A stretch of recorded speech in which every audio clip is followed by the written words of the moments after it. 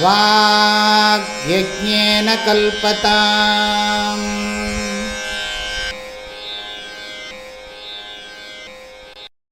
ஸ்ரீதக்ஷிணாமூர்த்திசுதேசிகேந்திரம் த்வைபாயனம் சூத்ரகிருதம் முனீந்திரம் ஸ்ரீசங்கரம் பாஷ்யகிருதம் யதீந்திரம் மத்தேசிகம் சாபி நமாமி வித்யை. உள்ள பொருள் உள்ளதுணர்வு உள்ளதோ உள்ள பொருள் உள்ளரர உள்ளத்தே உள்ளதால் உள்ளமெனும் உள்ள பொருள் உள்ளலவன் உள்ளத்தே உள்ளபடி உள்ளதே உள்ளலுணர்.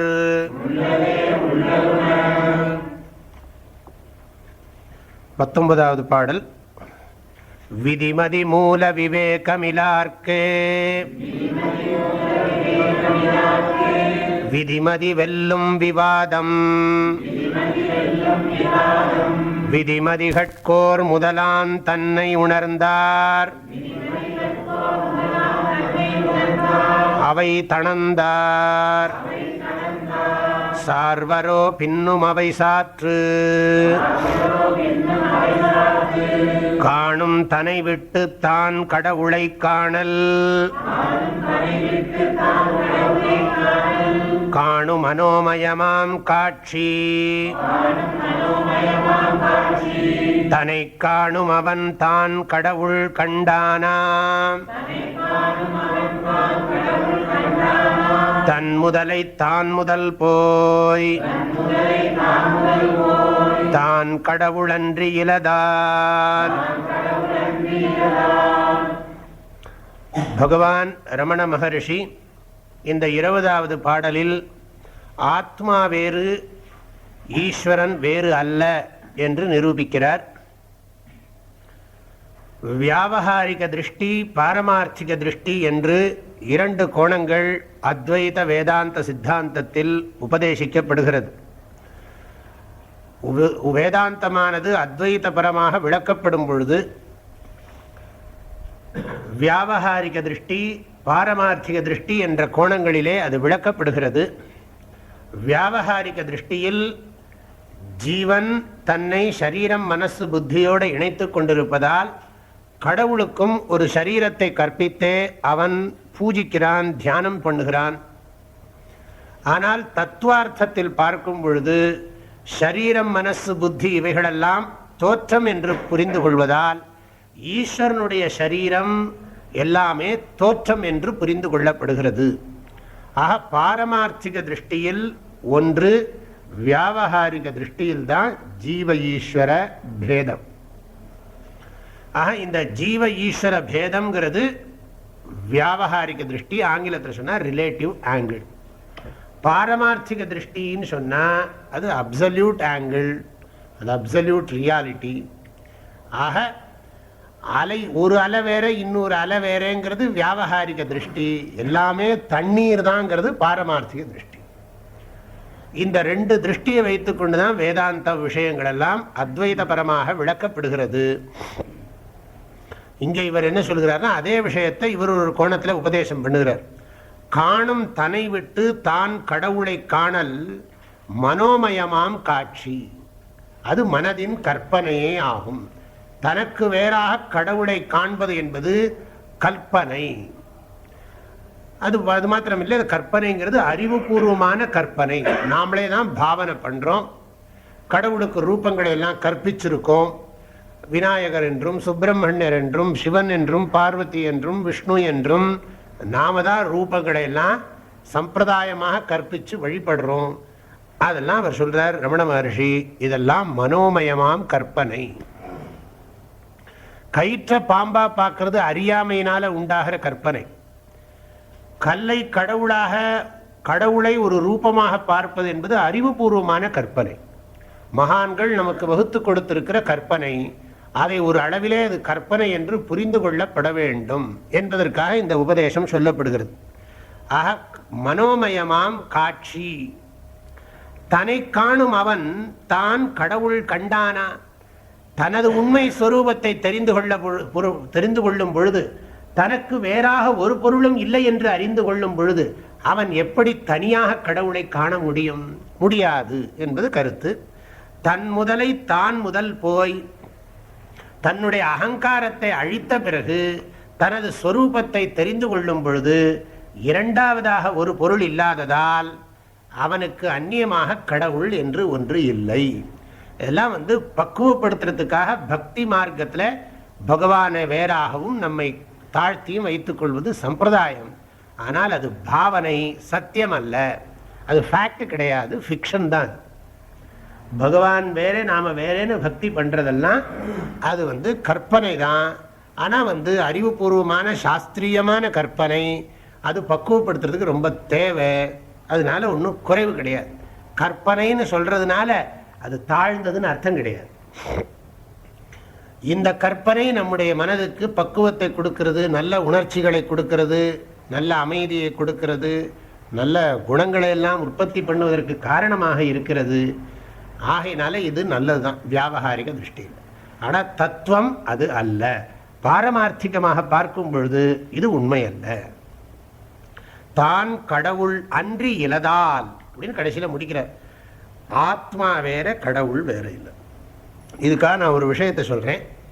பிரம்மசூத்திரத்தில் முதல் சூத்திரமே அதாத்தோ பிரம்ம ஜிக்ஞாசா என்று ஆரம்பிக்கிறது. அதாத்தோ பிரம்ம ஜிக்ஞாசா. இனி பக்குவம் ஏற்பட்ட பிறகு பிரம்மத்தை பற்றி ஆராய்ச்சி செய்யப்பட வேண்டியது அப்படின்னு தொடங்குகிறது. பிரம்மத்தை பற்றி ஆராய்ச்சி செய்வதற்கான பக்குவங்களை அடைந்த பிறகு பிரம்மத்தை பற்றி ஆராய்ச்சி செய்ய வேண்டும் அப்படின்னு சொல்லி முதல் சூத்திரம் தொடங்குகிறது. அதுக்கு சில காரணங்களை சொல்லுகிறார்கள். பிரம்மத்தை எதுக்கு ஆராய்ச்சி பண்ணணும்? பிரம்மத்தை ஆராய்ச்சி பண்ணினா நம்ம துக்கம் எல்லாம் போயிடும். எனக்கு இருக்கிற துன்பம் நீங்கணும்னா நான் பிரம்மத்தை ஆராய்ச்சி பண்ணணும். அப்போ ஒருத்தர் கேட்கிறார், துன்பம் எனக்கு இருக்கு, எனக்கு இருக்கிற துன்பத்தை நான் நீக்கிறதுக்கு பிரம்மத்தை பற்றி ஆராய்ச்சி பண்ணா எப்படியா என் துன்பம் நீங்கும் அப்படின்னு கேள்வி கேட்கிறார் ஒருத்தர். பூர்வபட்சம் போடுற, துன்பம் எனக்கு இருக்கு, நான் ஏதோ ஒன்றை விசாரம் பண்ணா ஏன் துக்கம் போகுங்கிறதுக்கு என்ன கனெக்ஷன்? பிரம்மத்தை பற்றி ஆராய்ச்சி பண்ணு, உன்னுடைய துன்பம் எல்லாம் போயிடும் அப்படின்னு சொன்னா என்ன கனெக்ஷன் இது? என்னை பற்றி ஆராய்ச்சி பண்ணுன்னு சொல்லுங்க, பரவாயில்ல, நியாயம்னு தோன்றுகிறது. ஏதோ பிரம்மம் பிரம்மம்னு புதுசாக ஒன்றை சொல்லி அதை ஆராய்ச்சி பண்ணினீங்கன்னா உங்களுக்கு துன்பம் போயிடும்னு சொல்லுகிறீர்களே, இது என்ன நியாயம்னு கேட்டால் உபனிஷத்து அதுக்கு வியாக்கியானம் சொல்லுகிறார்கள். அந்த பிரம்மன் தான் ஆத்மாவாக இருக்கு. அந்த பிரம்ம விசாரம்ங்கிறது வேற, ஆத்மாங்கிறது வேற இல்லை. பிரம்மன் தான் ஆத்மா. ஆத்மாச்ச பிரம்மங்கிற சங்கராச்சாரியர், ஆத்மாச்ச பிரம்ம. அதில் இந்த பிரம்மன் தான் ஆத்மாவாக இருக்கிறது. எனவே பிரம்ம விசாரம் என்பது வேறு, ஆத்ம விசாரம் என்பது வேறு கிடையாது அப்படின்னு அதுக்கு வியாக்கியானத்தில் அங்கே நிரூபணம் பண்ணியிருக்காங்க. எதுக்கு சொல்கிறேன், இது இந்த இடத்துல நினைவு கூறத்தக்கது. ஏன்னு கேட்டால் எனக்கு மோட்சம் அடையிறதுக்கு நான் பிரம்மனை விசாரம் பண்ணுறதுனா என்ன? பிரம்மனை விசாரம் பண்ணுறதுக்கு எனக்கு என்ன கனெக்ஷன்னா, நீ பிரம்மனாக இருப்பதால் எந்த ஒரு பிரம்மம் உபனிஷத்திலே சொல்லப்பட்டிருக்கிறதோ அந்த பிரம்மமே நீயாக இருப்பதால் உன்னை விசாரம் செய்வதும் பிரம்ம விசாரம் செய்வதும் ஒன்றே ஆகும். ஆகையினால ஆத்மாச்ச பிரம்மன்னு சொல்லி அப்படி சொல்லப்பட்டிருக்கு. அதை எதுக்கு சொல்கிறேன்னா, ஆரம்பமே பிரம்மசூத்திரத்தோட ஆரம்பமே ஆத்ம பிரம்மணோஹோ அபேதத்வாத் பிரம்ம விசார கர்த்தவியா. அப்போ ஆத்ம விசாரம் பிரம்ம விசாரம் எல்லாம் ஒன்றுதான்னு புரிஞ்சுக்கணும். ஆனால் வழக்கத்தில் என்ன சொல்லப்பட்டிருக்குன்னா, ஆத்மாவை தனித்தனியாக தானே வச்சுருக்கோம். இப்போ விசிஷ்டாத்வைதிகள், சைவ சித்தாந்திகள் இவங்கெல்லாம் என்ன சொல்கிறாங்கன்னா, ஆத்மா அணு அளவானது, அணு பரிமாணம் உள்ளது அவங்களுடைய சித்தாந்தம். அத்வைத வேதாந்திகள் அப்படி சொல்கிறதில்லை. அணு பரிமாணம் உள்ளது ஆத்மான்னு சொல்கிறதில்லை. அணுக்கு ஆதாரமாக இருக்கிற சைத்தன்யமாக தான் சொல்கிறோம் நாம். அதில் அணு பரிமாணம் உள்ளதுன்னு இவர்கள் சொல்லுகிறார்கள். அதனால் ஆத்மா பலவாக இருக்கிறது என்று சொல்லுகிறார்கள். அதனால் கடவுள் பெருசாக இருக்கார். அதனால் தன்னை அறிந்தால் தலைவன் மேல் பற்றலது, பின்னையும் ஒரு பற்றுண்டோ பேசாய் பராபரமே. எல்லாம் பக்தி காண்டம். என்ன நம்மளை புரிஞ்சுக்கிட்டா நம்ம என்னென்னா, நாம் இந்த உலகத்தில் பிறந்திருப்பது இறைவனுக்கு தொண்டு புரிவதற்காக, இறைவனுக்கு கைங்கரியம் செய்வதற்காக, பகவானுக்கு கைங்கரியம் செய்து நம்மை ஈடேற்றி கொள்ள வேண்டும். அதனால இப்படித்தான் இருக்கும் எல்லா கருத்துக்களும். மற்ற சாஸ்திரங்கள்ல அத்வைத வேதாந்த சித்தாந்தத்தை தவிர மற்ற எல்லா சாஸ்திரங்களையும் இப்படிதான் சொல்லப்பட்டிருக்கும். அதனால ஈஸ்வரனுக்கு நல்லா பூஜை பண்ணு, ஈஸ்வரனை நல்லா தியானம் பண்ணு, ஈஸ்வரனுக்கு நல்லா புஷ்பங்களை போட்டு ஆராதனை பண்ணு, பாஹ்யமாக பூஜை பண்ணு, ஆந்தரமாக பூஜை பண்ணு, நல்ல சத்குணங்களை எல்லாம் அனுஷ்டானம் பண்ணி அந்த சத்குணங்களை பகவானுக்கு புஷ்பமாக சமர்ப்பணம் பண்ணு, இப்படி எல்லாம் தான் சொல்லப்படுவது பழக்கம். அதனால் அந்த சித்தாந்தத்தை தான் அப்படி இருக்குன்னு சொல்லி இவர் என்ன சொல்கிறார், அத்வைத பிரமான விளக்கத்தை ரமண மகர்ஷி சொல்லுகிறார். நம்ம ஈஸ்வரனுக்கு வேறாக கிடையாது. அதெல்லாம் மற்ற சித்தாந்தங்கள் அப்படி சொல்லுகின்றன. ராமானுஜாச்சாரியருடைய சித்தாந்தம், மத்வாச்சாரியருடைய சித்தாந்தம், இன்னும் வல்லபாச்சாரியருடைய சித்தாந்தம், நீலகண்ட சிவாச்சாரியாருடைய சித்தாந்தம், இவர்களுடைய சித்தாந்தம் எல்லாம் அப்படி இருக்கிறது. ஆனால் ஆதிசங்கரர் விளக்கிய உபனிஷத் விளக்கங்கள் எல்லாம் அப்படி இல்லை. அதனால இது ஒரு லெவல் தான், இதுக்கும் மேலே ஒன்று இருக்குன்னு சொல்கிறோம். அதில் தான் அவங்கெல்லாம் மாறுறாங்க. யாரு? இது நமக்கு கஷ்டமே இல்லை. நீங்கள் விஷ்ணுவை கும்பிட்டாலும் ஒத்துப்போம், சிவனை கும்பிட்டாலும் ஒத்துப்போம், கிருஷ்ணனை கும்பிட்டாலும் ஒத்துப்போம், நீங்கள் சுப்பிரமணியரை கும்பிட்டாலும் ஒத்துப்போம். ஏன்னா வியாவகாரிக திருஷ்டியில் எந்த ரூபத்தை எப்பெயரிட்டு எவ்வுருவத்திலேனும் வழிபடலாம். அதில் நமக்கு அபிப்பிராய பேதமே கிடையாது. அவங்களுக்குள்ள அந்த பிரச்சனை. சைவ சித்தாந்திகள் வைஷ்ணவ சித்தாந்திகள் ஒத்துக்கிறது இல்லை, வைஷ்ணவ சித்தாந்திகள் சைவ சித்தாந்திகளை ஒத்துக்கிறது இல்லை. நாம் என்ன சொல்கிறோம், வியாவகாரிக திருஷ்டியில் வைஷ்ணவம் வா பவத்து, சைவம் வா பவத்து, சாக்தம் வா பவத்து, காணாபத்தியம் வா பவத்து. நீங்கள் கணபதியை கும்பிட்டா என்ன, விஷ்ணுவை கும்பிட்டா என்ன, எந்த தேவதையை கும்பிட்டா என்ன, விவகாரத்தில் நீங்கள் எப்படி வேணாலும் கும்பிட்டுங்க, அதை பற்றி ஒன்றும் இல்லை. அவங்களுக்குள்ள தான் ஒரு சித்தாந்தம் இன்னொரு சித்தாந்தத்தை ஒத்துக்க மாட்டேங்குது. பரஸ்பரம் விருத்தியந்து தைஹி அயம்ன விருத்தியதே. நாம் அந்த கோஷ்டியில் அவங்களோட விரோதமே கிடையாது. வியாவகாரிகத்தில் என்ன வேணாலும் பண்ணுங்க. புதுசாக நீங்கள் ஏதோ ஒரு தேவதையை கற்பிச்சிருக்கீங்க, என்னெல்லாமல் புதுசு புதுசாக சாமியெல்லாம் வருது. இப்போ புதுசு புதுசாக வருது. இந்த பக்கம் ஆஞ்சநேயர் முகம், இந்த பக்கம் குதிரை முகம், இந்த பக்கம் வேறு ஏதோ நரசிம்ம முகம், இந்த பக்கம் யானை முகம், இப்படிலாம் வச்சு ஒரு ஆத்யந்த மகாபிரபு அப்படின்னு சொல்லி பாதி ரூபம் புருஷ ரூபம், பாதி ரூபம் மிருக ரூபம், பாதி ரூபம் அந்த ரூபம், எத்தனை வேணாலும் ரூபத்தை வச்சுங்க. பிரத்யங்கிரா பகவத்தின்னா எல்லாம் வாயை திறந்துட்டு பல்ல நீட்டின்னு இருக்கு. இதெல்லாம் அந்த மாதிரி தேவதைகள் எல்லாம் பூஜை பண்ணுறாங்க நிறைய பேர். அதனால இது அதர்வண பத்ரகாளி, பத்ரகாளி வேறு, அதர்வண பத்ரகாளி வேறு. அதனால் பத்ரகாளி நல்ல பத்ரம்னா மங்களம், மங்களகரமான நேரம்னு அர்த்தம், நல்ல நேரம்னு அர்த்தம். பத்ரகாளின்னா நல்ல டைம்னு அர்த்தம். ஆனால் பத்ரகாளின்னு சொன்னால் உங்களுக்கு அந்த எண்ணமாக வருது. உருண்டை உருண்டை கண்ணு தான் ஞாபகத்துக்கு வர்றது, நாக்க நீட்டின்னு இருக்கிறது தான் ஞாபகத்துக்கு வர்றது, அப்புறம் பல்லு கோரமான பல்லு தான் ஞாபகத்துக்கு வர்றதே தவிர பத்ரகாலம், பத்ரம்னா மங்களம் ஆனந்தம், காலம்னா நல்ல நேரம்னு அர்த்தம். அது எப்படி இல்லாமல் என்னோட ரூபத்தில் இருக்குது பத்ரகாளிங்க. எதுக்கு சொல்கிறேன், இந்த தேவதா பேதங்கள் அனந்தம். அதனால் ஆத்ம பேதா தேவதா பேதா. நம்மளும் பேதம் பேதமாக இருக்கும். உனக்கு இந்த கிரகமா நீ அந்த சாமியை கும்பிடு, அவனுக்கு இந்த கிரகமா அந்த சாமியை அவன் கும்பிடட்டும், இவனுக்கு குரு தோஷத்துக்கு குருவை கும்பிடட்டும், அவனுக்கு சனி தோஷத்துக்கு சனியை கும்பிடட்டும், இவனுக்கு இந்த தோஷத்துக்கு ஆஞ்சநேயரை கும்பிடட்டும். இப்படியெல்லாம் நிறைய ஆத்ம பேதம் நிறைய கற்பனை பண்ணி, தேவதா பேதங்களையும் நிறைய கற்பனை பண்ணி ஜனங்களெல்லாம் பூஜை பண்ணிட்டு இருக்காங்க. ரொம்ப இன்ட்ரெஸ்டாக பண்ணிட்டு இருக்காங்க, ஆர்வத்தோடு பண்ணிட்டு இருக்காங்க.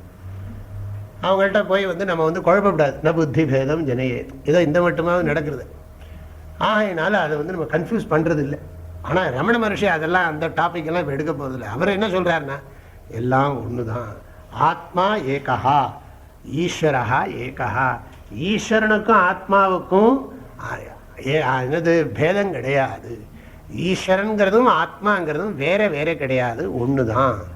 உண்மையில் எல்லோரும் ஒன்று, இறைவனும் நாமும் ஒன்று. ஜீவர்களுக்குள் உள்ள வேற்றுமை உண்மையில் இல்லை.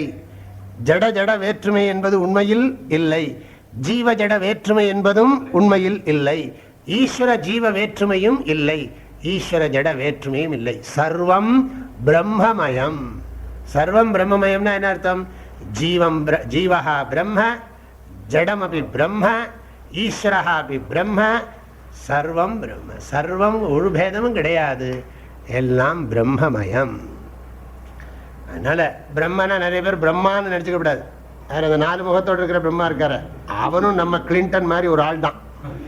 அதனால கிளின்டனுங்கிறது அமெரிக்காவோட ஜனாதிபதி. அதனால கிளின்டன் அவரும் கிட்டத்தட்ட நமக்கு எப்படி கிளின்டன் பெரிய ஆளாக இருக்கார், அவர் இப்படி ஆகிட்டார், இப்படி ஆக்கிவிட்டோம் நம்மளாம் சேர்ந்து. இப்போ எல்லாருக்கும் உண்மையிலேயே உலகத்தை யார் ஆள்றாங்கிறது பார்த்தா கடைசியில் அந்தந்த தேசத்தை ஆள்றவங்களா சந்தேகமாக இருக்குது. கிளின்டன் தான் எல்லாத்தையும் பண்ணிட்டு இருக்கிற மாதிரி வருது டவுட் நிறைய தடவை. ஏன்னா அவங்க எங்கே இருந்தாலும் மூக்க நுழைக்கிறாங்க இல்லையா. அதனால் இப்போ நம்ம நினச்சிட்டு இருக்கோம் கிளின்டன் பெரிய ஆள்னு. நம்ம சாஸ்திரத்தில் அந்த மாதிரி கிளின்டன் மாதிரி மகா கிளின்டன் ஒருத்தர் பிரம்மாஜி, அவ்வளவுதானே தவிர அந்த பிரம்மாவை சொல்லலைங்க. பிரம்மன்னு சொன்னால் தூய உணர்வுன்னு அர்த்தம். பிரம்ம என்ற சொல்லுக்கு பொருள் தூய உணர்வுன்னு பொருள், சுத்த சைத்தன்யம்னு பேர். ஆங்கிலத்தில் சொன்னால் பியூர் கான்ஷியஸ்னஸ்ன்னு பேர், அவ்வளவுதான். அதில் இந்த பிரம்மா கிடையாது 4 முகத்தோட சரஸ்வதி பதிஹி, வாணி பதிஹி, கமண்டலுதரஹா, வேதமூர்த்திஹி, சிருஷ்டிகர்த்தா, இந்த பிரம்மா இல்லை. படைப்பு கடவுள், நான்முகக் கடவுள், சரஸ்வதியின் கணவன், அதெல்லாம் கிடையாது. கமண்டலு கையில் வச்சிருக்கார், ருத்ராட்ச மேலே வச்சுருக்கார், வேத புஸ்தகத்தை வச்சுக்கிட்டு இருக்கார், அந்த பிரம்மா இல்லை. இந்த பிரம்மா தான் சொல்லிட்டேனே கிளின்டன் மாதிரின்னு சொல்லிவிட்டேன். எனக்கு ஏன்னா இப்போ இருக்கிறதுக்குள்ளே எக்ஸாம்பிளுக்காக எடுத்துட்டு இருக்கேன். அமெரிக்க ஜனாதிபதினு எடுத்துட்டா போதும், கிளின்டன் வருவார் போவார், அதே மாதிரி பிரம்மாஜியும் மாறுவார். என்னமோ சொல்கிறாங்க அடுத்த பிரம்மா ஆஞ்சநேயராம், பாவம் இருக்கட்டும். அப்போ இப்போ தத்துவ திருஷ்டியில் பார்க்கும்போது இந்த பேதங்கள் எல்லாம் கிடையாது. அதாவது புராணங்கள் எல்லாம் நம்ம மனசுக்காக இப்படி எல்லாம் சொல்லி வச்சிருக்கு, அவ்வளோதான். தான் கடவுளன்றி இலதால் காணும் தனை விட்டு தான் கடவுளை காணல் மனோமயமாம் காட்சி அப்படின்னு சொல்லிட்டார் இந்த பாடல்ல. இதுலேருந்து என்ன சொல்லப்பட்டிருக்குன்னா ஆத்மாவும் பிரம்மமும் ஒன்றே. ஆகையினால பகவான் வேற பக்தன் வேறேங்கிற வேற்றுமையெல்லாம் உண்மை அல்ல, அது ஒரு பாவனையே, உள்ளத்தை பக்குவப்படுத்தும் சிறந்த பாவனையாகும், அதுவே முழுக்க முழுக்க உண்மை அல்ல என்பது உபதேசிக்கப்பட்டது. அடுத்த பாடலும் அதே தான் சொல்லப்படுகிறது. தன்னைத்தான் காணல் தலைவன் தன்னை காணலெனும் பன்னூல் உண்மை என்ன எனின் தன்னைத்தான் காணல் எவன் தான் ஒன்றால் காண ஒணாது காண ஒணாதேல் தலைவர் காணலவன் ஊனாதல் காண்.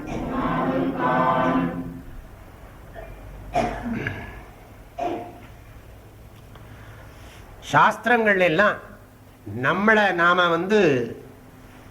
காண்பதுதான் தலைவனை காண்பது அப்படின்னு சொல்லப்பட்டிருக்கிறதே. அப்போ இன்னும் அந்தர்யாமின்னு ஒரு கருத்து சொல்லப்படுகிறது. இறைவன் அந்தர்யாமியாக இருக்கிறான், நீ உள்ளத்தினுள்ளே ஆழ்ந்து செல், உனக்கு தலைவனாக இருக்கும் அந்த இறைவனை நீ உணர்வாய் அப்படின்னு சில நூல்களில் சொல்லப்பட்டிருக்கு. அதனால அந்தர்யாமியாக இருக்கிற பகவான் அனைத்து உயிர்களிலும் அவர் இருக்கிறார். ஆனால் அவரும் நீ ஒன்று கிடையாது, ஆனால் அவர் இல்லாமல் நீ இல்லை, நீ அவர் இல்லாமல் நீ கிடையாது, ஆனால் நீ அவரும் ஒன்று கிடையாது. இப்படி ஒரு சித்தாந்தம். இதுக்கு பேரு பேதவாதம்னு பேர். 3 வாதம் இருக்கு, பேதவாதம், அபேதவாதம், பேதாபேதவாதம். பேதவாதம்னா என்ன? சௌரியமா கடவுள் நிமித்த காரணம். நிமித்த காரணம்னா என்ன? எப்படி டெல்லியில இருந்து நம்ம பிரைம் மினிஸ்டர் நம்மளை எல்லாம் ரூல் பண்ணிட்டு இருக்காரோ அப்படின்னு நினைக்கிறோம், அப்படின்னு ரூல் பண்ணிட்டு இருக்காரோ, நம்மளை எல்லாம் ஆண்டு கொண்டிருக்கிறாரோ, அப்படி வைகுண்டத்தில் இருந்து கொண்டோ கைலாசத்தில் இருந்து கொண்டோ அந்த கடவுள் எல்லாம் வல்ல இறைவன் என்ன பண்றாருன்னா நம்ம எல்லாம் ஆண்டு கொண்டிருக்கிறார். நிமித்த காரணம். குழந்தைக்கு சொல்ற மாதிரி சௌரியமா இருக்கு, கஷ்டமா இருக்கா? ஒன்றும் இல்லை. கடவுள் எங்க இருக்கார்? வைகுண்டத்தில் இருக்கார். லக்ஷ்மி சமேதனாக அங்கே இருந்து கொண்டு பகவான் நமக்கு அனுகிரகம் பண்ணி கொண்டிருக்கார், சௌரியமாக பண்ணிட்டு இருக்கார். அவர் இந்திராதி தேவர்களை எல்லாம் வச்சு கொண்டு கேபினெட், அவருடைய பெரிய கேபினெட் அதெல்லாம் வச்சுட்டு அவர் நிர்வாகம் பண்ணி நம்மளை எல்லாம் காப்பாற்றிருக்கார். வேணும்னா மழை, வேணும்னா மழை கொடுக்கறது, வெயில் அடிக்கணும்னா வெயில் அடிக்க வைக்கிறது எல்லாம் பண்ணி கொண்டு அது பெரிய பெரிய நிர்வாகம் நடந்து கொண்டே இருக்குது. ஆனால் யாரும் அவரை எலெக்ட் பண்ண முடியாது. அவர் நித்தியமாக இருக்கார். அவரையெல்லாம் நாம் ஓட்டு போட்டெல்லாம் மாற்ற முடியாது. சிவபெருமானா விஷ்ணுவெல்லாம் மாற்ற முடியாது. ஓட்டெல்லாம் கிடையாது. எலெக்ஷன் கமிஷனரும் கிடையாது. அதனால் இதெல்லாம் ஒன்றும் இல்லை. அவர் பாட்டுக்கு அங்கே இருக்கார். அவர் அனாதி காலமாக இருந்துட்டுருக்கார். அவர் தான் ரூல் பண்ணிட்டு இருக்கார். சௌரியமாக இருக்குது. இது பேதவாதம். நம்மெல்லாம் பிறக்கிறோம். நம்ம நம்ம பண்ணுற புண்ணிய பாவத்துக்கு தகுந்த மாதிரி புண்ணியம் பண்ணினா அதுக்கு சுகம், பாவம் பண்ணினா அதுக்கு பாவத்துக்கு துக்கம், இந்த தண்டனை எல்லாம் கொடுத்துட்டு நிமித்த காரணம் தனியாக ஒரு பிளேஸில் சௌக்கியமாக சரீரத்தோடு அழகாக இருக்கார். அப்ராக்கிருத சரீரத்தோட. நம்மளதெல்லாம் பிராகிருத சரீரம். இந்திரனோட சரீரம் கூட பிராகிருத சரீரம். அவரோடது அப்ராகிருத சரீரம். மாயைக்கு அப்பாற்பட்ட உடல். ஆனால் அப்ராகிருத சரீரம். நம்மளதெல்லாம் பஞ்சபூதங்களால் ஆன உடம்பு. அவரோடது பஞ்சபூதங்களால் ஆகாத அப்ராகிருத சரீரம். அந்த சரீரம் அது ஒரு விசேஷமான சரீரம். அது எப்படி இருக்குன்னு அங்கே போனால் தான் தெரியும். அதனால இது அப்ராகிருத சரீரம் அங்கே இருக்குது. அவர் இருக்கார். ரொம்ப சௌரியமாக இருக்குது. நம்ம சினிமாவிலாம் காட்டுறாங்க 5-6 கதவு திறக்கிறது. திறந்த உடனே நாரதர் பாடிட்டு இருப்பார், நாராயணன் நாராயணன் நாராயணன்னு. நமக்கும் அது அதை என்ன சொல்கிறது, விசிபிள். நல்லா அதை விஷுவலைஸ் பண்ணுறது கஷ்டம் இல்லை. சௌரியமாகவும் இருக்குது. ஒன்றும் கஷ்டமே இல்லை. காணும் மனோமயமாம் காட்சி என்றாலும் கூட இது சௌரியமாகவே இருக்குது. நமக்கு ஒன்றும் பிரச்சனை இல்லை. இதுதான் பேதவாதம்னு பேர். மத்வாச்சாரியார் இதைத்தான் சொல்கிறார். இந்த 5 பேதமும் பரம சத்தியம்னு சொல்லிட்டு இருக்கார் அவர். அப்புறம் நம்ம என்ன சொல்கிறோம்னா அபேதம், ஒன்றும் கிடையாது, வஸ்து ஒன்று தான், எல்லாம் அதன் மீது கற்பிக்கப்பட்டவைகள் அப்படி சொல்கிறோம். இனி இந்த பேதாபேதவாதம்ங்கிறது என்னென்னா, அவருக்கு தனியாக உடம்பும் இருக்குது, அதே சமயம் அவர் எல்லாவாக ஆறக்கூடிய சக்தி இருக்குது. இதெல்லாம் தான் விசிஷ்டாத்வைதம், சைவ சித்தாந்தம். கிட்டத்தட்ட இப்படி தான் இருக்குது எல்லாமே. இதெல்லாம் பேதாபேதவாதம். தமிழில் சொல்லுவாங்க ஒன்றாய் உடனாய் வேறாய். வேறாய்னா என்ன அர்த்தம்? பகவான் வேற, உலகங்கள் வேறையா இருக்குது, வேறாய். ஒன்றாய்னா அத்வைத்தமாய். உடனாய்னா என்ன அர்த்தம்? வியாபிச்சிருக்கார், எல்லாருடைய சரீரத்திலையும் வியாபிச்சு அதே சமயம் ஜீவர்களுக்கு வேறாக இருக்கார். இதுக்கு பேர் பேத அபேதவாதம். இதெல்லாம் சரியா இல்லையான்னு விசாரத்தில் நான் இப்போ இறங்க போகிறதில்லை. ஒரு விசாரத்தை எடுத்து இது எதனால இது சரியில்லைங்கிறதெல்லாம் நான் இப்போ பேச போகிறதில்லை. இப்படிலாம் ஒருத்தரும் சொல்கிறாங்க. இப்படி ஒருத்தருடைய ஸ்டேட்மெண்ட். இது மத்வாச்சாரியாருடையது, இவங்களுடைய ராமானுஜாச்சாரியாருடையது, சங்கராச்சாரியாருடையது. இப்படி ஒருத்தரும் இந்த தத்துவ விஷயங்களை இப்படிலாம் சொல்கிறாங்க. ஒருத்தரும் இப்படிலாம் சொல்லுகிறார்கள். அதனால என்ன பண்ணுறாங்கன்னா, உள்ள நீ தியானம் பண்ணுற போது அந்த சிவமயமாக ஆயிடுவே, ஆனால் சிவன் ஆகிட முடியாது. சிவனோட போவே, ஆனால் முழுக்க முழுக்க சிவன் ஆகிட முடியாது. அதே மாதிரி வைஷ்ணவர்கள் என்ன சொல்லுவாங்கன்னா, நீ நல்லா பண்ணினியானா பெருமாளுக்கு இருக்கிற எல்லா சக்தியும் வருமா, எக்ஸப்ட் லக்ஷ்மி பதித்துவம்ங்கிறார் ஒருத்தர். அப்படியே எழுதியிருக்கார். நீ லக்ஷ்மிக்கு மாத்திரம் கணவனாக முடியாது, மற்றபடி எல்லா இதுவும் வந்துடும் அப்படின்னு ஒரு பிலாசபர் எழுதுறார். எக்ஸப்ட் லக்ஷ்மி பதித்துவம். லக்ஷ்மி பதித்துவம் விஹாய மற்ற எல்லாம் உனக்கு சித்திக்கும். அவரை மாதிரியே உனக்கும் வந்துடும். அந்த சங்கு சக்கர கதை எல்லாம் வந்துடும், எல்லாம் வந்துடும். அவர் மாதிரியே உனக்கும் அனுகிரக சக்தி எல்லாம் வந்துடும். உன்னாலேயும் சிலதெல்லாம் பண்ண முடியும். அப்படிலாம் அவங்க எழுதுகிறாங்க. அந்த ஃபிலாசபியை ஃபாலோ பண்ணுறவங்களும் நிறைய பேர் இருக்காங்க. அதனால் இப்படி நிறைய சித்தாந்தங்கள் எல்லாம் இருக்குது. ஆனால் இவர் என்ன சொல்கிறார், இப்படிலாம் சொல்லியிருந்தாலும் கூட உண்மையிலேயே ஸ்வரூபந்தாங்கிற அர்த்தத்தை சொல்கிறார் ரமண மகர்ஷி. தன்னைத்தான் காணல் தலைவன் தன்னை காணல் என்னும் பன்னூல் உண்மை என்ன எனின். பல நூல்கள், நம்முடைய சாஸ்திரங்கள், பழமையான நூல்கள், வேதங்களுடைய கருத்து என்னவென்றால், தன்னைத்தான் காணல் தலைவன் தன்னை காணல். தன்னை காண்பது தலைவனை காண்பது என்றெல்லாம் சொல்லப்பட்டிருக்கு. தன்னை அறிதல், ஆத்மாவை அறிதல், பிரம்மத்தை அறிதல் என்ற விஷயங்கள் எல்லாம் நம்முடைய சாஸ்திரத்திலே சொல்லப்பட்டிருக்கிறது. ஆத்மாவை அறிவது வேறு, பிரம்மத்தை அறிவது வேறு என்றுதான் பெரும்பாலானவர்கள் நினைக்கிறார்கள். ஆனால் அப்படி அல்ல. ஆத்மாவை அறிவதே பிரம்மத்தை அறிவதாகும், பிரம்மத்தை அறிவதே ஆத்மாவை அறிவதாகும்.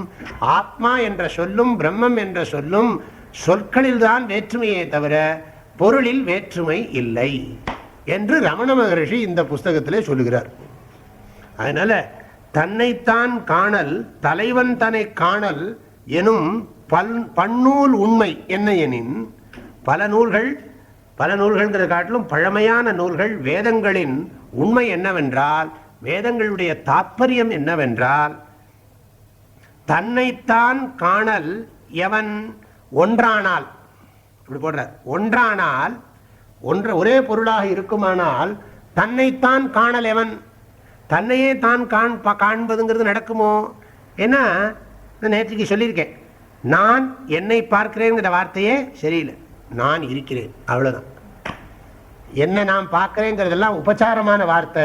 உண்மையிலேயே என்ன நான் பார்க்குறேன்னு சொன்னால், இப்போ கண்ணாடியில் போய் நிற்கிறேன், என் முகத்தை நான் பார்க்குறேன் அப்படின்னு சொல்லலாம். உண்மையிலேயே என் கண்ணை நான் தனியாக பார்க்க முடியுமா? என் கண்ணை நான் பார்க்கிறேன் அப்படின்னா என்ன அர்த்தம்? என் கண்ணை நான் அறிகிறேன், எனக்கு கண் இருக்கிறது என்று நான் அறிகிறேன். என்னை நான் பார்க்கிறேன்னா என்னை நான் அறிகிறேன் அர்த்தம், என்னை நன்றாக நான் உணர்கிறேன் அர்த்தம். அதுவும் கூட வார்த்தை வேறு வழி இல்லை, சொல்ல வேண்டியிருக்கு. அதனால சப்ஜெக்ட் ஆப்ஜெக்ட் வெர்பு ப்ராப்ளம் எல்லாம் வருது. அதனால இங்கே சப்ஜெக்ட் ஆப்ஜெக்ட் வெர்பு 3 போட்டோம்னா 3 பொருளாக இருக்கு, 3 பொருள் இல்லை. சப்ஜெக்டும் நானே, ஆப்ஜெக்டும் நானே, வெர்பும் நானே. யோந்த சுகோந்தரா ராமஹ ததாந்தர் ஜோதிரேவயா ச யோகி பிரம்ம நிர்வாணம் பிரம்மபூதோதி கச்சதி என்று 5வது அத்தியாயம் கீதை சொல்லுகிறது. அந்த சுகா அந்தராராமஹ அந்தர்ஜோதின்னு சொல்லுகிறது. அதாவது ஆத்மாவே சுகம், ஆத்மாவே சுக வஸ்து, அதாவது விளையாட்டுக்கான பொருள், ஆத்மாவே சுகத்தை விளக்கும் பிரகாசம். அந்த ஸ்லோகத்தை நாம் நினைச்சு பார்த்தா தெரியும். ஆத்மாவே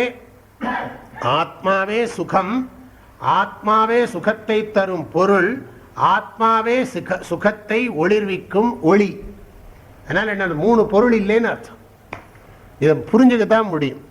நீண்ட நாள் இந்த சாஸ்திரங்களையெல்லாம் படித்து கொண்டே இருந்தால் தான் இந்த விஷயத்தை நம்மால் ஜீரணிக்க முடியும். இல்லாட்டி புதுசாக முதல்ல கேட்டோம்னா இதெல்லாம் ஜீரணிக்கவே முடியாது. அதனால் சாதாரணமாக நம்முடைய அனுபவம் என்ன, நான் இருக்கேன், புஸ்தகம் இருக்குது, படிக்கிறேன், இதான் நம்முடைய அனுபவம். இதே மாதிரி ஆத்மாங்கிற விஷயத்தில் என்னை நான் பார்க்கிறேன், என்னை நான் பார்க்கிறேங்கிறது எப்படி சொல்கிறது? ஏதோ வேறு வழி இல்லாமல் சொல்கிறோம். ஆனால் என்னை நான் பார்க்கிறேங்கிறது என்னை நான் உணர்கிறேன் ஆகும். அப்போ அதுவும் திரும்பவும் முடிய மாட்டேங்கிறது. என்னை நான் உணர்கிறேன்னு தானே சொல்கிறோம், பழையபடி வார்த்தைகளை மாற்றி போடுறோமே தவிர. இதுலேருந்து என்ன தெரியும்னா, சுவாமி புரியறது நிறுத்திங்கன்னு விட்டான். புரியுறது, விஷயம் புரியுறது. அதனால் கர்த்தாவும் நானே, கர்மமும் நானே, கிரியையும் நானே. அதனால் கர்த்திரு கர்ம கிரியா அபேதத்வா, எல்லாம் 3ம் வேற்றுமை கிடையாது. அல்ல, தன்னைத்தான் காணல் எவன் ஒன்றானால், அப்படி ஒன்றானால் தன்னைத்தான் காணல் எவன், யார் காண முடியும்? முடியாது. ஒன்றால் காணல் எவன், தான் ஒன்றால் படிக்கணும். தன்னைத்தான் காணல் எவன் தான் ஒன்றால் அப்படின்றது வரும். அதை நீங்கள் பிரிக்கிற போது தான் ஒன்றால், தான் ஒன்றாகவே இருப்பதால் தன்னைத்தான் காணல் எவன் கொஸ்டின் மார்க் ஆக்ஷேபம். காண உணாதேல், காண உணாதுன்னு அர்த்தம், பார்க்க முடியாது, அறியப்பட முடியாது. காண உணாதேல் தலைவன் காணலவன், தன்னைத்தானே பார்க்க முடியாதுன்னா கடவுள் எங்க பார்க்கறது? தன்னையே தான் பார்க்க முடியாது என்று சொல்லும் பொழுது தான் கடவுளை பார்ப்பது என்பது எங்கே நடக்கப் போகிறது? கிடையாது. அதனால இதனுடைய தாற்பயம் என்னன்னா, அப்பன்னா தன்னைத்தான் காணல், தலைவனை காணுதல் என்பதன் பொருள் என்ன? அப்படியானால் தன்னைத்தான் காணல், தலைவனை காணல் என்பதனுடைய பொருள் என்ன என்றால், அகங்காரம் அழிந்து தன்னில் தான் இருப்பதே அதன் பொருளாம் அப்படின்னு சொல்றார். ஊனாதல் காண். ஊனாதல்னா என்ன அர்த்தம்? அந்த வஸ்துவாகவே ஆகிறதுங்கிற. அந்த வஸ்து ஆகிறதுனா என்ன அர்த்தம்? வஸ்துவாகவே தன்னை புரிந்து கொள்ளுவது. ஊனாதல்னா என்ன அர்த்தம்? அந்த பரம்பொருள் மயமாகவே ஆகிவிடுவது. இப்போ இந்த பாடலுடைய விஷயம் என்ன? சாஸ்திரங்கள் எல்லாம் சொல்லியிருக்கு, தன்னைத்தான் காண்பது கடவுளை காண்பது என்று சொல்லப்பட்டிருக்கிறது. ஆனால் நம்மளையே நாம் பார்க்க முடியாது. அப்படி இருக்கிற போது நாம் கடவுளை பார்க்கறதுங்கிறது எப்படி பொருந்தும்? ஆகையினால கடவுள் வேற நாம வேற கிடையாது. நம்மளை நாம் புரிஞ்சுக்கிறது தான் கடவுளை புரிஞ்சுக்கிறதாகும். ஆக ஆத்மாவும் கடவுளும் ஒன்று என்ற ஒரு விஷயம் இந்த பாடலிலே கூறப்பட்டிருக்கிறது. அதனால் நீங்கள் உங்களுக்கு இது குழப்பம் மாதிரி தோணும், உங்களெல்லாம் பார்த்தா அப்படி தான் தோன்றுறது. அதனால் உங்களுக்கு இன்னும் குழப்பம் ஏற்பட்டுருக்கிற மாதிரி தோணும். அதனால் இதெல்லாம் என்னென்னா, இது நீண்ட காலம் சன்னியாசம் கொடுத்து பக்கத்தில் உட்காந்து வச்சு சொல்லிக் கொடுக்குற பாடங்கள். ஆனால் அது அந்தர்யோகத்தில் வந்துட்டு போகிறவங்களுக்கு சொல்லி கொடுத்துட்டுருக்கோம். அதனால் நீங்கள் கவனமாக பார்த்து, புரியலேன்னு வச்சுங்களேன் இன்னும் நஷ்டம் இல்லை. இந்த பாட்டெல்லாம் புரியலேன்னு வச்சுங்களேன் நஷ்டம் இல்லை. புரிஞ்சால் நல்லது, புரியலன்னா நஷ்டம் ஒன்றும் இல்லை. ஒன்றும் புரியலைன்னா புரியல, அவ்வளோதான். அதனால் புரியாது புரியலைங்கிறதுனால ஒன்றும் எத்தனையோ விஷயம் வாழ்க்கையில் புரியல, அதில் இதுவும் ஒன்று அப்படின்னு சொல்லி வருத்தப்படாங்க. புரிஞ்சவங்களை பற்றி நான் பேசலை, புரியாதவங்களை பற்றி தான் பேசுகிறேன். அதனால் புரியலைன்னா அதை பற்றி ஒன்றும் கவலை இல்லை. நமக்கு ஏதோ பக்தி இருக்கு இல்லையா, கடவுளை சிவசிவா, ராமராமா, கிருஷ்ண கிருஷ்ணா, கோவிந்தா, ஜனார்தனா அதை கும்பிட்டு இருக்கோம், அது போகிறோம். இது புரிஞ்சால் நல்லது, புரியலன்னா ஒன்றும் தப்பு இல்லை. கொஞ்ச நாள் கழித்து தானாகவே புரியும்.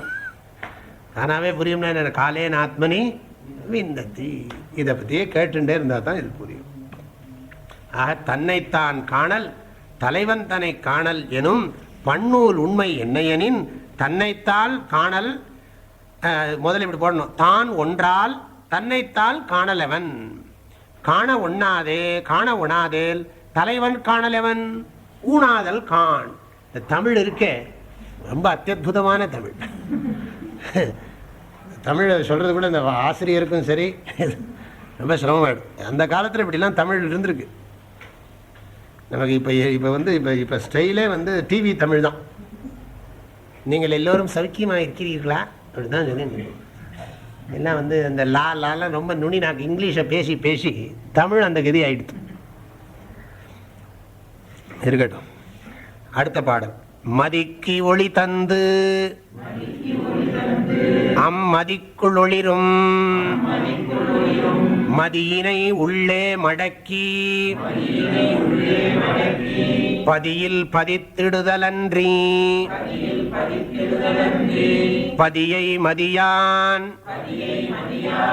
மதித்திடுதல் எங்கன் மதி மதிக்கு ஒளி தந்து அம்மதிக்குள் ஒளிரும் மதியினை உள்ளே மடக்கி பதியில் பதித்திடுதலன்றி பதியை மதியான் மதித்திடுதல் எங்கன் மதி.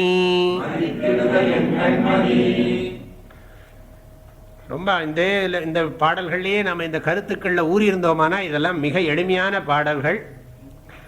இதுக்கு முன்னாடி சொன்ன பாட்டில எல்லாம் கொஞ்சம் அன்வயம் பண்ணுறது கஷ்டம், இந்த பாடலில் அன்வயம் பண்ணுறது சுலபம். மதிக்கு ஒளி தந்து, மதினா இங்கே புத்தி, மனசுக்கு ஒளி தந்து யாரு? இறைவன். அந்த பரம்பொருள் தத்துவம் மதிக்கு ஒளி தந்து அம்மதிக்குள் ஒளிரும். மதிக்கு ஒளியை கொடுத்து அந்த மதிக்குள் விளங்குகிறது. நான் என்று அந்த பரம்பொருள் தத்துவம் அந்தःகரணத்தினுள்ளே விளங்கிக் கொண்டிருக்கிறது. மதிக்குள் ஒளிரும் மதியினை உள்ளே மடக்கி, அந்த அந்தःகரணத்தை என்ன பண்ணணும்னா அந்த பரம்பொருள் தத்துவத்தில் மடக்கி, மடக்கினா ஒடுக்கி, ஒடுக்கினா என்ன அர்த்தம்னா அந்த மனதை நீக்கி பரம்பொருள் தத்துவத்தை உணர்ந்துன்னு அர்த்தம். பதியில் பதித்திடுதல் அன்றி, மதியை மடக்கி, மதியினை உள்ளே மடக்கி. மதியினை உள்ளே மடக்கின்னு சொன்னா அந்தःகரணத்தை அதுல பரம்பொருள் விஷயத்துல லயம் பண்ணி ஒடுக்கி. பதியில் பதித்திடுதல் அன்றி, பதியில் பதித்திடுதல்னா என்ன அர்த்தம்?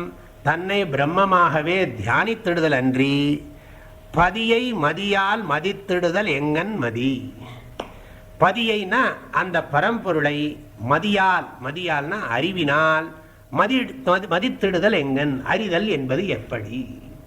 அதெல்லாம் அந்தःகரணத்தை நாசம் பண்ணி, அந்தःகரணத்தை அகங்காரத்தை நாசம் பண்ணி பதியை புரிஞ்சுக்கிறத தவிர பதிய மதியால எப்படி அறிய முடியும்?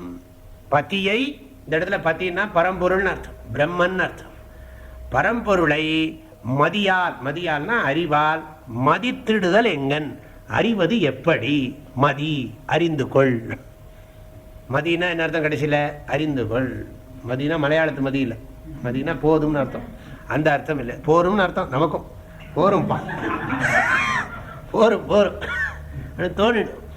மதியை மதித்திடுதல், பதியை மதியால் மதித்திடுதல் எங்கன் மதி. இந்த மதிக்கு ஒளி தந்து அம்மதிக்குள் ஒளிரும் மதியினை உள்ளே மடக்கி பதியில் பதித்திடுதல் அன்றி பதியை மதியால் மதித்திடுதல் எங்கன் மதி. புரிஞ்சுக்கோ அப்படிங்கிறார். ரொம்ப எளிமையான, அதாவது இப்ப நம்ம பார்த்த பாடல்கள்ல எளிமையான பாடல். நம்ம இதுலயே ஊறின் இருக்கிறதுனால இது எளிமையான பாடல். மற்றவங்களுக்கு இதுவும் மகா கடினமான பாடல் தான். அது ரிலேட்டிவா தான் இருக்கு, ஆளை பொறுத்து இருக்கு இல்ல. இதனுடைய தாற்பயம் என்னன்னா, மனசையே பிரகாசப்படுத்துறது பிரம்மம். மனசினால பிரகாசம் உடையதாக பிரம்மம் மனசை பிரகாசப்படுத்துகிறது. பிரம்மத்தினால் பிரகாசம் உடையதாக மனம் இருக்கிறது. நாம் செய்ய வேண்டியது என்னன்னா, மனதை பிரம்மத்தில் செலுத்தி மனசை அழிக்கிறதான் நாம பண்ணணுமே தவிர நாம மனசால பிரம்மத்தை அறியறதுங்கிறது நடக்காது. எப்படி கண்ணாடியில இருக்கக்கூடிய சூரியனுடைய பிரகாசமானது ஒரிஜினல் சூரிய பிரகாசத்தை ஒளிர்விக்க முடியுமா? நான் இப்ப என்ன பண்ண போறேன்னா, ஒரு கண்ணாடியை சூரியனுக்கு முன்னாடி காட்டி இந்த சூரிய ஒளியால அந்த சூரிய ஒளியை நான் ஒளிர்விக்க போறேன்னு சொன்னா என்ன சொல்லுவோம்? இவருக்கு சிறப்பா ஒரு பட்டம் கொடுக்கணும்னு சொல்லுவோம். இதுதானே சொல்லுவோம். சிறப்பு பட்டம் கொடுக்கணும், டாக்டர் பட்டம் கொடுத்துருவோம். சூரியனையே ஒளிர்வித்த சுடர் ஒளி, சூரியனை ஒளிர்வித்த சுடர் ஒளி அப்படின்னு சொல்லி ஏதாவது ஒரு பட்டம் தான் கொடுக்கணும் இருக்கு. அது மாதிரி இந்த எக்ஸாம்பிளை பார்த்துக்கணும். எப்படி கண்ணாடியில தெரிகிற சூரியன் ஒரிஜினல் சூரியனை பிரகாசப்படுத்த முடியாதோ, அப்படி மனதிற்குள்ளே விளங்கக்கூடிய அறிவானது மெய்ப்பொருளை அறிய முடியாது. அதுதான் உதாரணம். அது மாதிரி புரிஞ்சுக்கணும். அதனால இதை புரிஞ்சுக்கிட்டு நம்ம என்ன பண்ணணும்னா, இந்த அந்தக்கரணத்தை மதிக்கிற புத்தியை விட்டுடணும். அதனால சொல்றார், பதியை மதியால் மதித்திடுதல் எங்கன் மதி. மதி என்றால் அறிந்துகொள், புரிந்துகொள் என்பது கருத்து. அடுத்த பாட்டு. நானென்றி தேகம் நவிலாது உறக்கத்து நானின்றென்றாரு நவில்வதில்லை. நானென்றெழுந்த பின் எல்லாம் ஏழும் இந்த நான் எங்கெழுமென்று நுண்மதியால் எண். நானென்றி தேகம் நவிலாது உறக்கத்து நானின்றென்றாறு நவில்வதிலை. நானென்றெழுந்த பின் எல்லாம் ஏழும் இந்த நான் எங்கெழுமென்று நுண்மதியால் எண். ரொம்ப எளிமையான பாடல். இதுவும் விஷயம் தெரிஞ்சவங்களுக்கு ரொம்ப கஷ்டம் இல்லை. நான் என்று இத்தேகம் நவிலாது. இந்த உடம்பு நான் சொல்லாது இல்லையா? அப்படின்னா புணம் நாளுன்னு சொல்லணுமே. நான் பிணமாக இருக்கிறேன், தயவு செஞ்சு என்னை கொண்டு எரித்து விடுங்கள், அதுவே சொல்லுமே. அப்படின்னா அது பிணம் ஆகலேன்னு அர்த்தம். அதனால இந்த தேகம் நான் என்று நவிலுமோ? நவிலாது. சரீரம் நான் சொல்லாது, ஏன்னா இது ஜடம். இப்போ மைக்கு நான் உன்னுடைய பேச்சை வெளியே வாங்கி கொண்டு கொடுத்து கொண்டிருக்கிறேன் அப்படின்னு சொல்லுமோ? சொல்லாது. அது மாதிரி இது எப்படி ஜடமோ அப்படித்தான் இந்த உடம்பு ஜடம். விரல் என்னை பார்க்கலையே, இன்னும் கொஞ்சம் நேரமாக நீ கவனிக்காமல் இருக்கே, நான் பாரு ஒரு மாதிரி இருந்துட்டு இருக்கேன், விரல் ஏதாவது பேசுறதா? நம்மள்கிட்டயே பேசுறது இல்லை. அது ஜோக்குக்காக அப்படி போடுறது உண்டு. இந்த சிங்கப்பூர்ல எல்லாம் பார்த்தா, இந்த ஏர்போர்ட்ல எல்லாம் நம்ம உட்கார்ந்துருக்கிற போது அந்த டிவியெல்லாம் போடுவான். அது எல்லா தேசத்தில் இருக்கிறவனுக்கும் புரிகிற மாதிரி இருக்கணுங்கிறதுக்காக ஒன்று போடுவான். அவன் போடுறது என்னென்னா, அதில் சோஃபா செட்டு பேசும், கதவு பேசும், அதுக்கெல்லாம் கண்ணுக்கு அதெல்லாம் போட்டு விட்டுருவான். லைட்டு பேசும், லைட்டு திடீர்னு கதவு கிட்ட சண்டைக்கு போகும். லைட்டு எல்லாம் இது ஜடப்பொருள்கள் பேசிக்கிற மாதிரி தான் அந்த ப்ரோக்ராமே இருக்கும். ஏன்னா சேதன பொருள் பேச நம்ம கோவம் வந்துடும். அதனால ஜடப்பொருள் பேசுறதுனால இந்த ஜடப்பொருள்களே டஸ்க்கு திடீர்னு சோஃபா கிட்ட ஒரு கோவமா 2 வார்த்தை சொல்லும். உடனே சோஃபா செட், ஏன் இப்படிலாம் பேசுறேன், அன்பாயிரேன் அப்படின்னு அது சொல்லும். இப்படிலாம் ரொம்ப இன்ட்ரெஸ்டிங்காக இருக்கும் இந்த ப்ரோக்ராம் எல்லாம் பார்க்குறதுக்கு. அது மாதிரி அது ப்ரோக்ராம் அவ்வளோதான். அது மாதிரி இந்த சரீரமே வந்து இப்போ நமக்குள்ளேயே வந்து இந்த வரலும் சண்டை போட்டுருச்சா அப்படி இருக்கும்.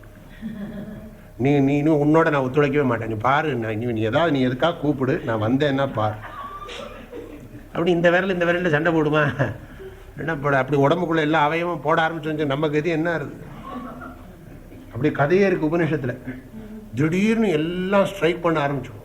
எல்லா இந்திரியங்களில் ஒன்று சொல்லும். காது சொல்லும், மூக்கு கிட்ட பார்த்து சொல்லும், இந்த பாரு நான் இல்லைன்னா நீ இல்லை, மரியாதையாக இரு அப்படின்னு சொல்லி இது விட்டு பேசும்.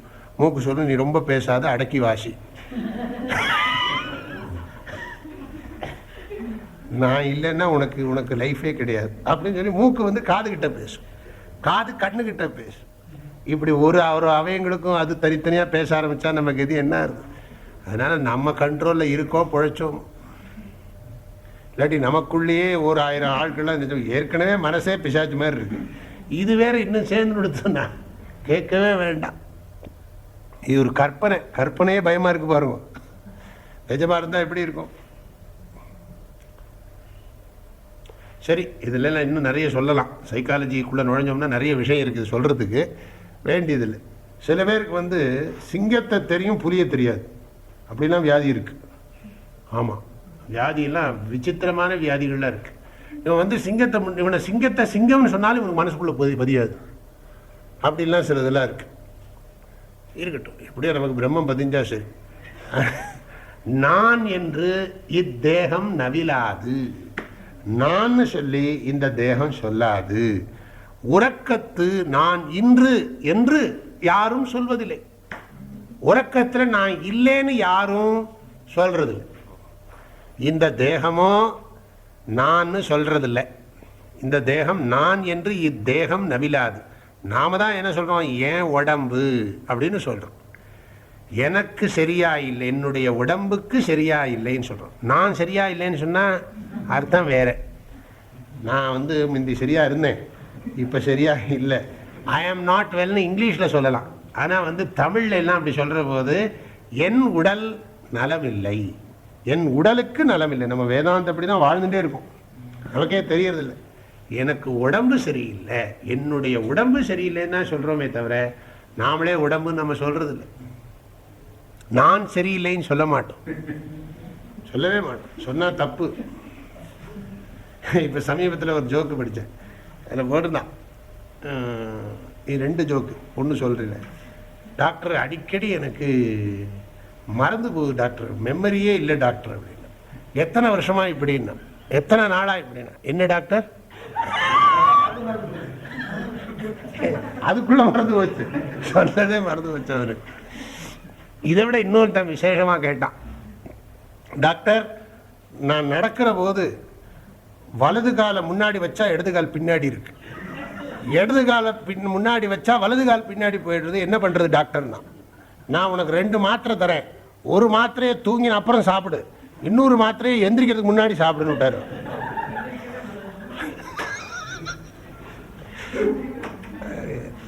ரெண்டும் பண்ண முடியாது. இந்த மாதிரி ஆளுக்கு இப்படித்தான் வைத்தியம் சொல்லணும். என்ன சொல்லணும்? இந்த தேகம் வந்து நான் என்று இத்தேகம் நவிலாது, நான் என்று இத்தேகம் நவிலாது. உறக்கத்து நான் இன்று என்று யாரும் சொல்வதில்லை. உறக்கத்தில் வந்து நான் இருக்கேன் இல்லைன்னு சொல்லி யாரும் சொல்ல மாட்டாங்க. உறக்கத்தில் நாம இருக்கோம். உறக்கத்தில் நாம் இருக்கிறோமா இல்லையா சந்தேகமா இருக்கா? தூங்குற போது யாரா தூங்கி இருந்தா எழுப்பி கேளுங்க. ஆகையினால உறக்கத்தில் நாம இருக்கோமா இல்லையாங்கிறது சந்தேகமா இருக்கான்னா, உறக்கத்தில் நாம இருக்கோம், ஆனா இருக்கோம்னு நினைக்க முடியாது, சொல்ல முடியாது. இருக்கிறேன் என்று நினைக்க முடியாது, சொல்ல முடியாது. ஆனால் நாம் எல்லோரும் உறக்கத்தில் இருக்கிறோம். அதனாலதான் அவர் சொல்றார், உறக்கத்து நான் இன்று என்று யாரும் சொல்வதில்லை. இதுல இருந்து ஆத்மாவை புரிய வைக்கிறார் ரொம்ப அழகா. நான் என்று எழுந்த பின் எல்லாம் எழும்.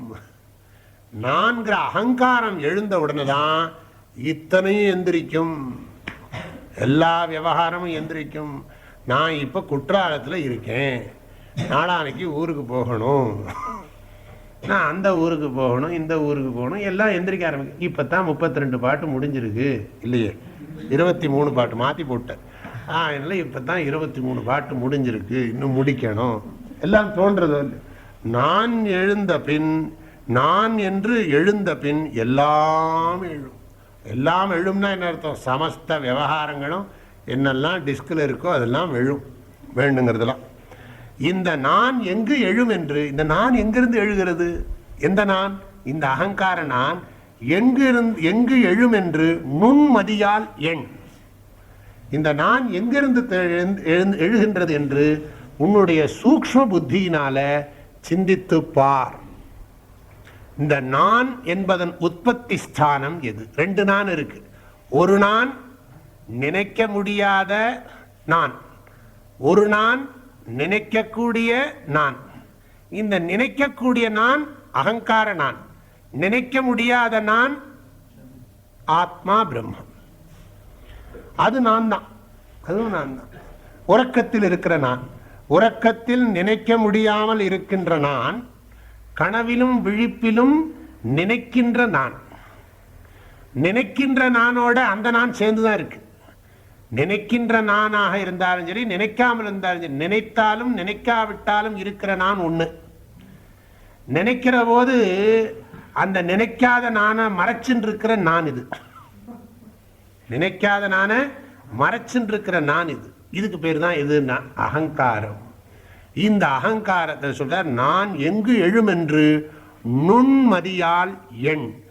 சூக்ஷ்ம புத்தியை வைத்துக்கொண்டு நோக்கரிய நோக்கு, நுணுக்கரிய நுண்ணுணர்வு, இதை கொண்டு நீ அதை எண்ணுன்னு என்ன அர்த்தம்? சிந்தித்து பார், நினைத்து பார், உணர்வாயாக அப்படிங்கிறார். அதை நீ தெரிஞ்சுக்கோ, அதை புரிஞ்சுட்டு பேசாமல் இருன்னு அர்த்தம். அப்போ இந்த பாடலுடைய தாற்பயம் என்ன? நான் என்று இந்த தேகம் சொல்லாது, உறக்கத்து நான் இல்லாமல் இல்லை, அதனால நம்ம சூன்யம் இல்லைங்கிறார். உறக்கத்து நான் இன்று என்று யாரும் நவில்வதில்லை. நான் என்று எழுந்த பின் எல்லாம் எழும். இந்த நான் எங்கு எழும் என்று நுண்மதியால் எண். எங்க உண்டாகிறதுன்னு யோசிச்சு பாரு. அது புரிஞ்சுட்டியானா அதுதான் ஆத்ம ஞானம் அப்படிங்கிறதுக்காக சொல்றேன். அடுத்த பாடல். ஜட உடல் நான் எண்ணாது, சச்சித் உதியாது, உடலளவா நான் ஒன்றுதிக்கும், இடையிலிது சிச்சட கிரந்தி,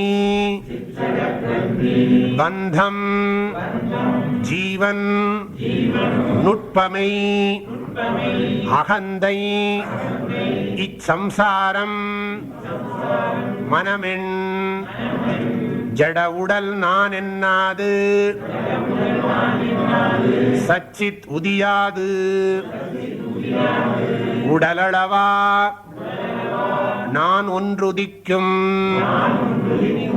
இடையிலிது சிச்சட கிரந்தி, பந்தம் ஜீவம் ஜீவன், நுட்பமை அகந்தை, இச்சம்சாரம் மனம் எண். மேலும் விளக்கி சொல்லுகிறார். உபனிஷத்து கருத்துக்களை நேரடியா சொல்லாம மறைமுகமாகவே சில சொற்களை கையாண்டு உபதேசிக்கிறார்.